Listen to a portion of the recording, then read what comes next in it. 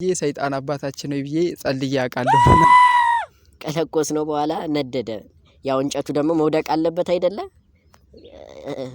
ቢባል አይወድቅም። አልወድቃለ።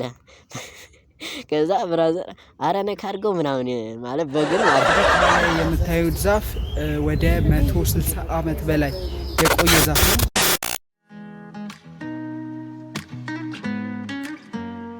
ጉዞአችንን እንግዲህ ረፈድ አድርገን ነበር ከጎሮ ወደ መዳረሻችንን ገላን ኮራ ተራራ ያደረግነው። በጉዞአችን እውነት በጣም አስደሳች ጉዞ ነበረን። የመስከረምን አደይ እያየን እየተዝናናን አውራ ጎዳናዎቹን እያየን አሪፍ ጭውውት ይዘን እየተጫወትን እስከ መዳረሻችን ገላን ኮራ በሚኒባስ ተጓዝን። እንግዲህ መንገዱን እንደምታዩት በጣም ደስ የሚል የሚያምር አይነት እይታ ያለው ነው። ወደ መዳረሻችን እንደደረስንም ወደ 3 ኪሎ ሜትር የሚጠጋ የእግር መንገድ እስከ ጫፍ ተራራው ድረስ ለመውጣት ተጓዝን። ግን ብዙ አድካሚ አልነበረም።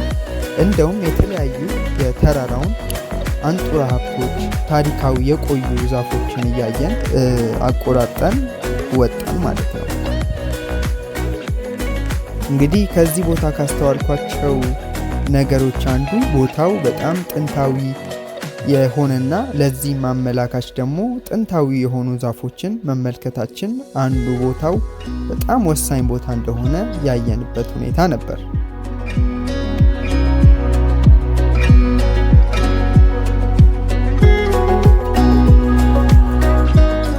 ይህ የምታዩት ዛፍ የ160 ዓመት ዕድሜ ያለው ዛፍ ሲሆን በጣም ውብና ማራኪ እይታን ለፎቶ ወይም ደግሞ ለቦታው ሰጥቶታል።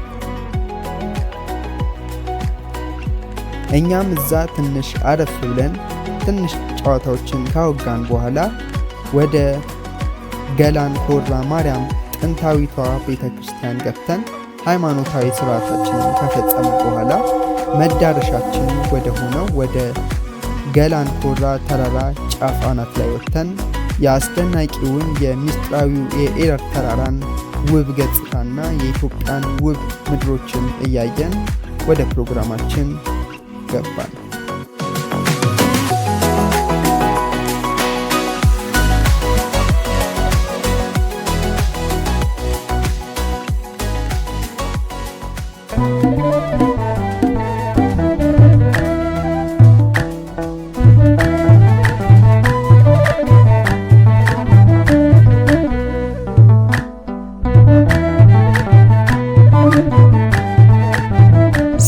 ሰላም ተመልካቾቻችን እንዴት ናችሁ? እንዴት ቆያችሁን? እንግዲህ እኛ ዩኒየን ቲሞች ነን። ዛሬ በኮራ ገላን ኮራ ተራራ ላይ ተገኝተናል። እንግዲህ ዛሬ የተለያዩ ፕሮግራሞች የአመት በዓል ፕሮግራሞች ይኖሩናል።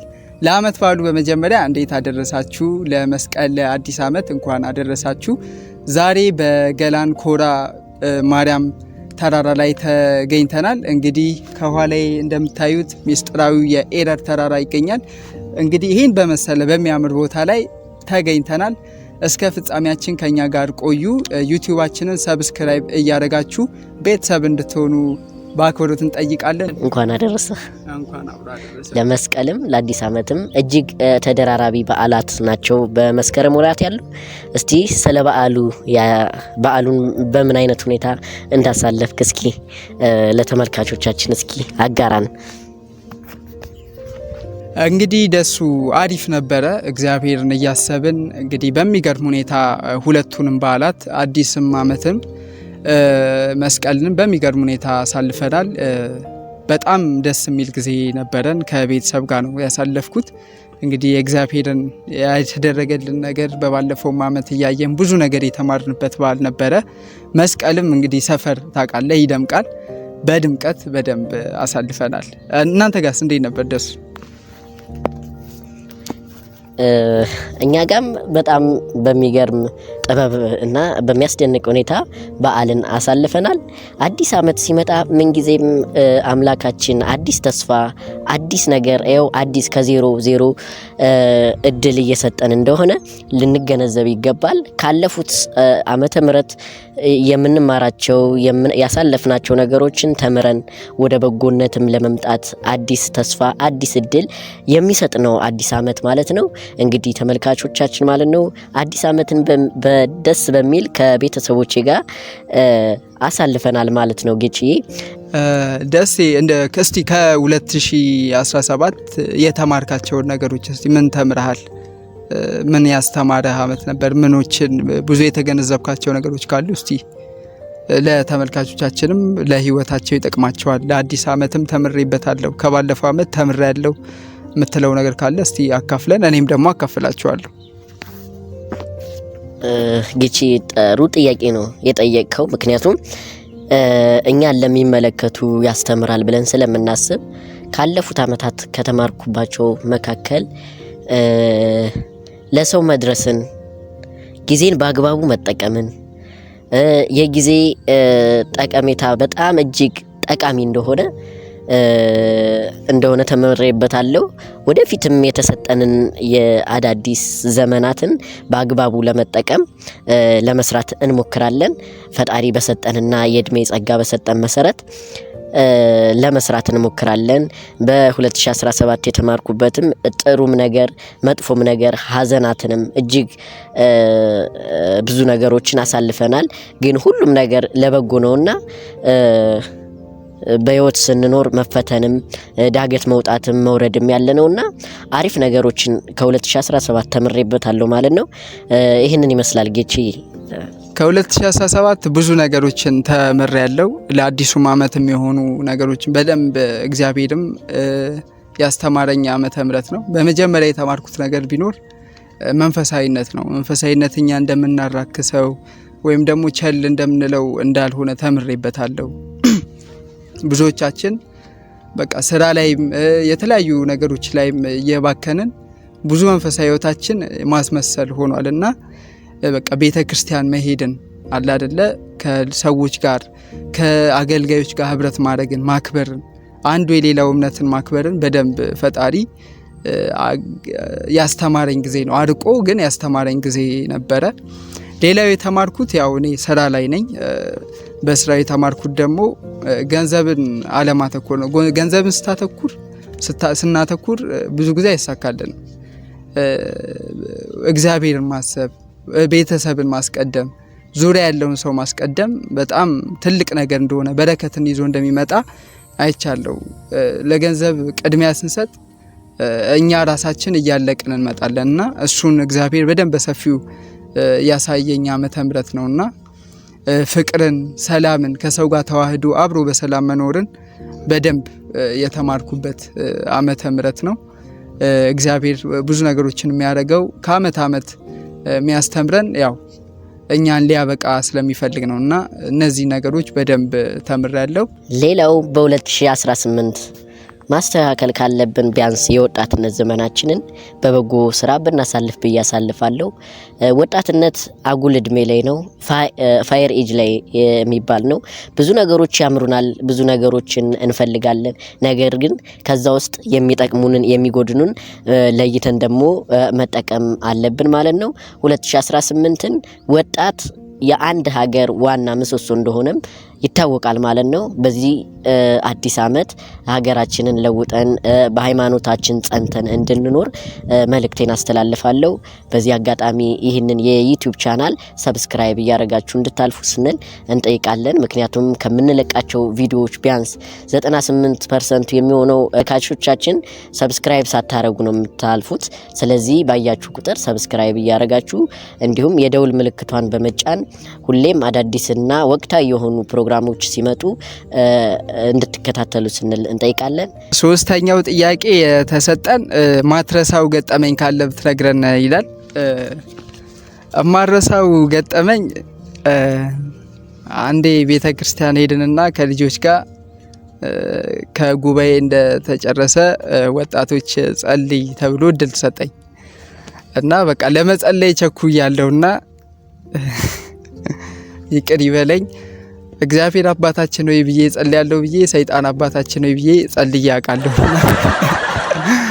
ትልቅ የዛን ሰዓት ጉባኤ ነው እንዳለ የተበተነውና እሱን እኔ በህይወቴ አልረሳውም። ሌሎችም የትምህርት ቤትም ገጠመኞች አሉ፣ ግን ከአመት ባዱም አንጻር ዝም ብዬ ላንሳው ብዬ ነው ቅርብ ስለነበረ ይሄ ነው ገጠመኝ። ብዙ ገጠሞችን በኖርኩባት ጊዜ እናሳልፋለን። ነገር ግን ከቅርብ ጊዜ ከማይረሱ ገጠመኞች መካከል ያው ባለም ስለሆነና አሁን በመስቀል አከባበር ላይ የሆነ ጊዜ ላይ ነው እንዲሁ በአብዛኛው ቤት ተሰብስበን ማታ ላይ በየአመቱ እናከብራለን። ደምረንም ምናምን እንጨት ሰብስበን ምናምን እናከብራለን እና ያው እንጨት ቆፍረን ዋና መሰሶ አለ የለ እሱን ቆፍረን እንደዚህ ችቦዎች የሚደግፋቸውን እንሰራለን እና ማታ ላይ ሰዓቱ ደርሶ ለኮስ ነው ችቦውን ማለት ነው። ከለኮስ ነው በኋላ ነደደ። ያው እንጨቱ ደግሞ መውደቅ አለበት አይደለ? ቢባል አይወድቅም። ሰው በቃ መዝሙር ይዘምራል ምን ይላል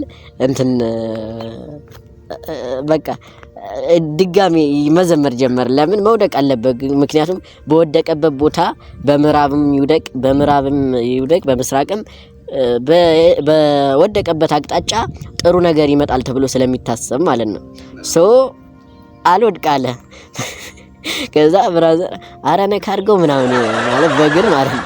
እንደዛ ደግሞ አይሆንም አስበዋል። ከዛ በመከራ እንጨት ጨመርን ከሌላ ቦታ ማለት ነው።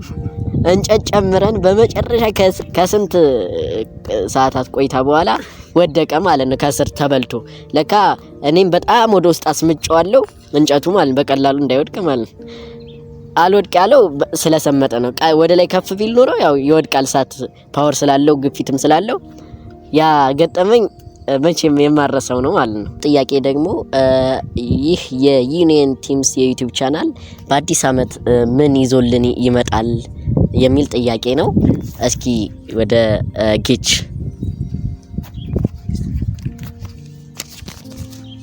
ኦኬ።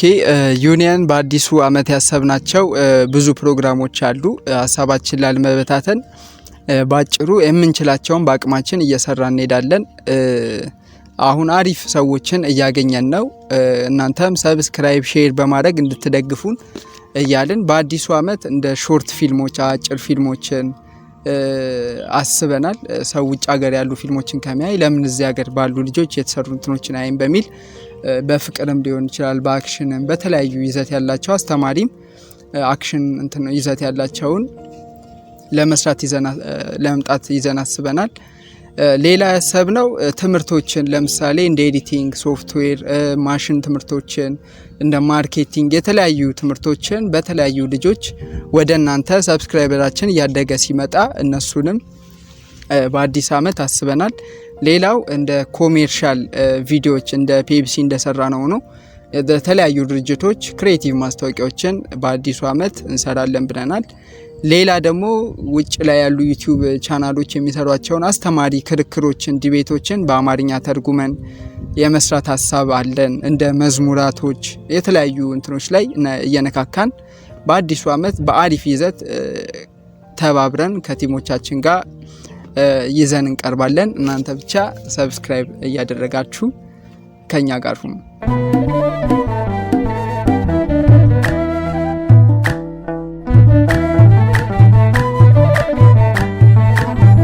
አሁን የጭውውት ሰዓት ላይ እንገኛለን። ወደ ጥያቄዎች እንሄዳለን። እሺ፣ ከመስቀል መዝሙሮች ስትሰሙ ደስ የሚል መዝሙሮች ካለ ብታጋራን። ኦኬ፣ በመስቀል ጊዜ የሚዘመሩ መዝሙራት እጅግ በጣም ብዙ ናቸው። ከነዛ ውስጥ ግን በእኔም ልብ ውስጥ የገባ እንዲሁም በህዝቡ ወዲያው ሊነገር ወይም ሊዘመር የሚችል እሌኒ ንግስት አሰሰች መስቀሉ የሚለው መዝሙር ትዝ ይለኛል። ግን የዘማሪዋን ስም አላውቀውም። እስቲ እናንተ ኮመንት ላይ ጻፉልን። የዘማሪዋን መዝሙር እሌኒ ንግስት አሰሰች መስቀሉን እሌኒ ንግስት አሰሰች መስቀሉን የሚል መዝሙር ነው ያለው። ዜማውንም በእርግጥ ጉፋን ስለያዘን ዜማውንና ስለ ዜማው እጅግ በጣም ይቅርታ እንላለን። ያው በዓሉን ለማስታወስ ያክል በዚህ አይነት እንገልጸዋለን ማለት ነው። ይህንን ይመስላል። እሺ ኢዮቤ፣ ቅድም እኛ የተለያዩ ገጠሞችን እኔና ጌቾ አጋርተናል። እስኪ አንተም ልዩ የሆነ ገጠመኝ ካለ እስቲ አጋራ ለተመልካቾች። እሺ ደሱ ከገጠመኝ ብዙም ማስታወስ የለም። የሆነች አንድ ገጠመኝ ማድረሳት አለች። ለመስቀል ከሰፈር ልጆች ጋር እንደዚህ ዳመና እናበራለንና ማታ ላይ እንደዚህ እያበራን ርችት ልንለኩስ ነው ማለት እና ለኩሽው ለካ እኔ አስቀምጬው እኔ ተለኩሳለሁ ነው ብዬ ነው ለካ ለኩሽው እኔ አልተለኩሽም አንመሰለኝም ማለት እና አልለኩስኩትም ብዬ ስጠጋ ፈንድቶ አይኔን መጥቶኝ የዛን ሰዓት መቼም ማድረሰው የዛን ሰዓት አይኔ በጣም አሞኝ ነበር እና ያን ገጠመኝ መቼም ማድረሰው። በጣም ጥሩ ነው እውነት። አንቺ ተለኩሷል ማለት አልለኮስኩትም ብለህ ግን ለኩሰህ እንደዚህ አይነት አጋጣሚዎች በስፋት ያጋጥማሉ። ኢቭን ራሱ ቤተሰብ ራሱ ተደብቀን ለኩሰን ቁጭ አድርገን እናስደነግጣለን አይደለ? በጣም በርችት ዙሪያ ራሱ በጣም ብዙ ገጠመኞች ነው ያሉት እና ልክ ነሽ፣ ያጋጥማል ማለት ነው። አሁን የምንገኝበት የመስቀል በዓል ላይ ነው እና ከመስቀል አካባቢ ከምናምን በትንሹ ብንነግረን ደስ ይለናል። ደሱ በጣም ጥሩ ነው። በስፋት በቤተ ክርስቲያናችን በተለያዩ ድንቅ የሆኑ ሊቃውንታት በስፋት ይነግሩናል። ነገር ግን እኛ እነሱን ከሰማነውና ከአነበብናትም ጭምር በትንሹ የተገነዘብኩትን ነገር ለውድ ተመልካቾቻችን እናጋራለን ማለት ነው። መስከረም 16 እና መስከረም 17 የሚከበረው ልዩ የመስቀል ደመራ የሚከበረው ንግስት እሌኒ እንጨት አሰባስባ ደምራ በዛ ላይ ደግሞ በብዙ እጣን ጨምራ ወደ ሰማይ ጭሱ ወጥቶ እንደገና ሲመለስ ጭሱ መስቀሉን ያሳየበትን ቦታ በማስመልከት ነው የምናከብረው ማለት ነው። እንግዲህ ታሪኩን ወደ ኋላ መለስ ብለን በምንመለከትበት ጊዜ ጌታችን መድኃኒታችን ኢየሱስ ክርስቶስ ከድንግል ማርያም ከተወለደ በኋላ በ33 ዓመቱ ስለኛ በደል ስለኛ ስቃይ ቆስሎ ተገርፎ ከተሰቀለ በኋላ ጌታችን መድኃኒታችን አውርደው የገነዙት ኒቆዲሞስና ዮሴፍ ናቸው። ከዛም በመቀጠል ይህንን መስቀል በጎለጎታ እንዳስቀመጡት በስፋት አባቶቻችን ነግረውናል ማለት ነው። ይህ መስቀል በነገራችን ላይ ብዙ ድነትን ገቢረ ታምራትን እየፈወሰ ለብዙ ዘመናትን ከቆየ በኋላ አይሁዶች ይህን ታሪክ አልወደዱትም። ምክንያቱም አማኝ የነበረ ወደ አማኝነት እየተቀየረ ባዩ ጊዜ እኛ ብቻችን ልንቀር ነው እያሉ ያስቡ ነበር ማለት ነው። በዚህም የተነሳ መስቀሉን ለመቅበር ተስማሙ ማለት ነው።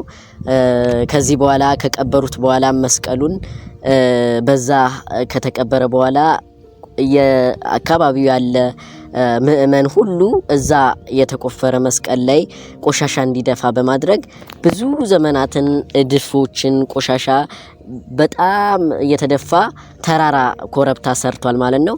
ይህ የጌታችን የመድኃኒታችን የኢየሱስ ክርስቶስ መስቀል ከተቀበረ እንግዲህ ከ300 ዓመት በላይ አስቆጥሯል። እንግዲህ ንግስት እሌኒ በዚህ ጊዜ ስለት ተሳለች። ምን የሚል ስለት?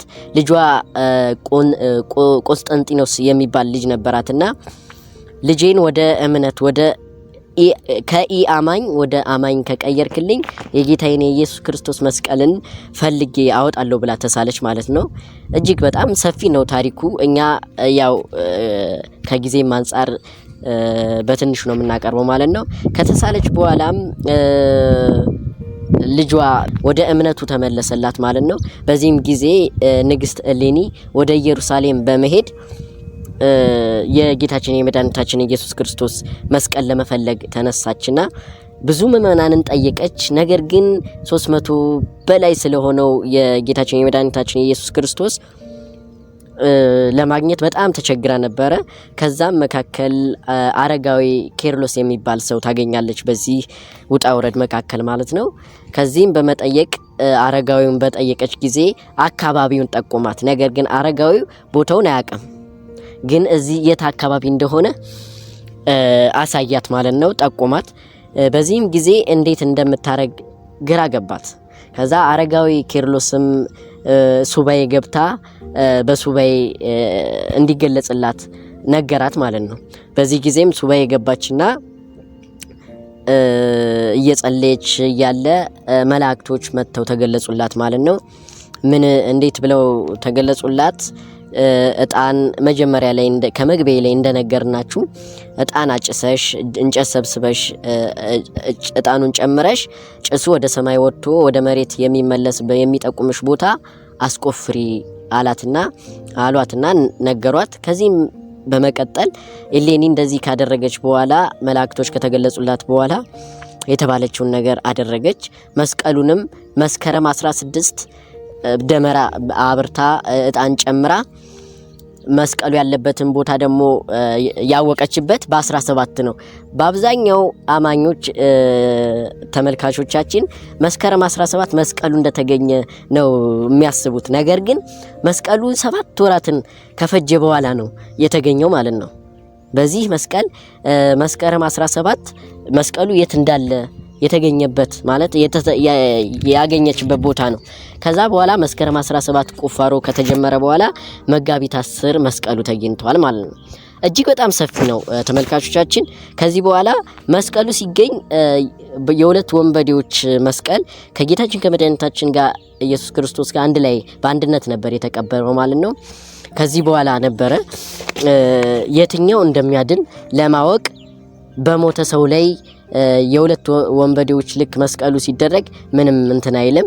የጌታችን የመድኃኒታችን የኢየሱስ ክርስቶስ መስቀል ግን ሲደረግበት ከሞተው አስከሬን ላይ አንስቷል ማለት ነው።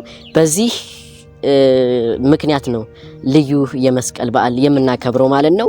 ተመልካቾቻችን ስናከብር ሁሉንም ነገር ስናከብር ከነ ትርጉሙ ከነ ማንነቱ ብናውቅ ብዬ እጠይቃለሁ። በዓሉ ባጭሩ ብዙም ባንገልጸው እጅግ ተገልጾ የማያልቅ ነው። እኛ በትንሽ ሰዓት ወስደን ነው እንትን ያልነው። ይህንን ይመስላል ማለት ነው።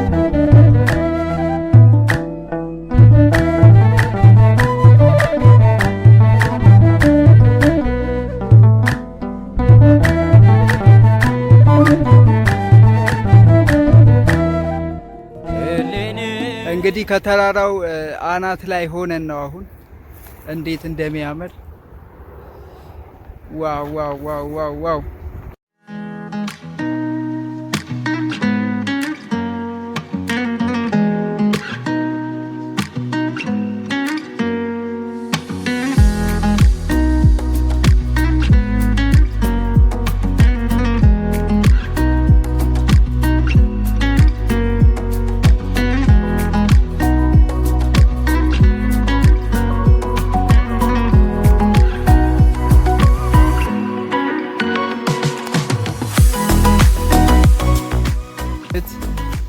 እዮባ ደሷ ረንዊ ጌችኔ ሙቀት ኩስሎ ነው እና ደስ ይላል።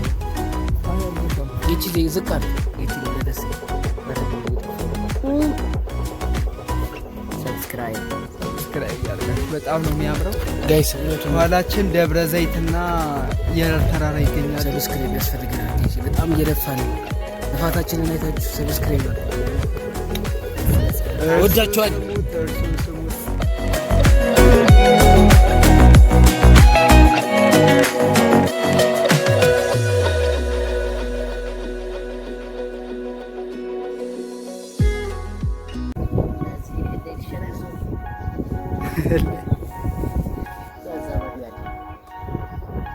ኒንጃ ታየኝ እኔ ወርቃማ እንትን ነገር ቦታው እኔ ምለው ነገር የለም እንዴት እንደሚያምር። ከላይ እንግዲህ ኮራ ማርያም ቤተክርስቲያን አለ፣ ገዳም ዋሻም አለው። እውነት እዛ ደግሞ በሌላ ፕሮግራም እንመጣለን በሰፊው። ብዙ ታሪክ ያለው ቤተክርስቲያን ነው። በጣም የቆየ ቤተ ክርስቲያን ገዳም ነው። ግን እንዴት እንደሚያምር ጋራው ስማ ይለያል። በነገራችን ላይ አባቶችን አሁን አናግረናል። ስለዚህ ስለ ኮራ ማርያም በሰፊው በሌላ ቪዲዮ እንመጣለን። ሰብስክራይብ እያደረጋችሁ ጋይስ እንወዳችኋለን። ዋው እውነት እንደዚህ ተፈጥሮ ማየት በጣም ደስ ይላል። ይሄ በቢሾፍቱ በደብረ ዘይትና በቱሉ ዲምቱ መሀል ላይ የሚገኝ ቦታ ነው። ገላን ኮራ ይባላል።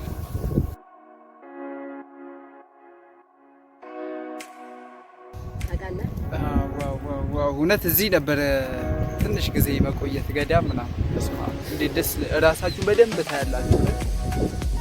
እዚሁ ምሳ በላን ቀማመስን ምናምን እንዴት ደስ እንደሚል ያለው ቫይብ ይኸው ደስ በኋላ አለች አለን ትንሽ ጥሞና ጊዜ እናድርግ ብለን እውነት ለምለም የሆነ ሀገር ነው ያለነት። መተን ብንጎበኝ እዚህ ጋር በቃ ብዙ ነገር ኖቲስ ታደርጋላችሁ። ሀገራችሁ ምን እንደምትመስል እውነት እንዴት እንደሚያምር ቦታው ካሜራው እንደውም ብዙ አያሳየውም፣ ግን በቃ በአካል ስትመጡ ሀሴት ታደርጉበታላችሁ።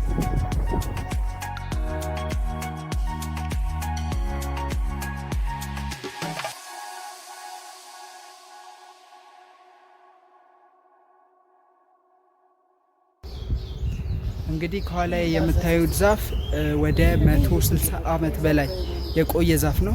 ከላይ እንደምታዩት የኮራ ማርያም ቤተክርስቲያን አለ። እድሜያቸው እኩል ነው። በጣም የቆየ ዛፍ ነው። በጣም እና በጣም ነው የሚያምረው። ስሮቹ የተቀመጠበት እንትን በጣም ነው የሚያምረው። ስሮቹ በጣም ረጅም ናቸው።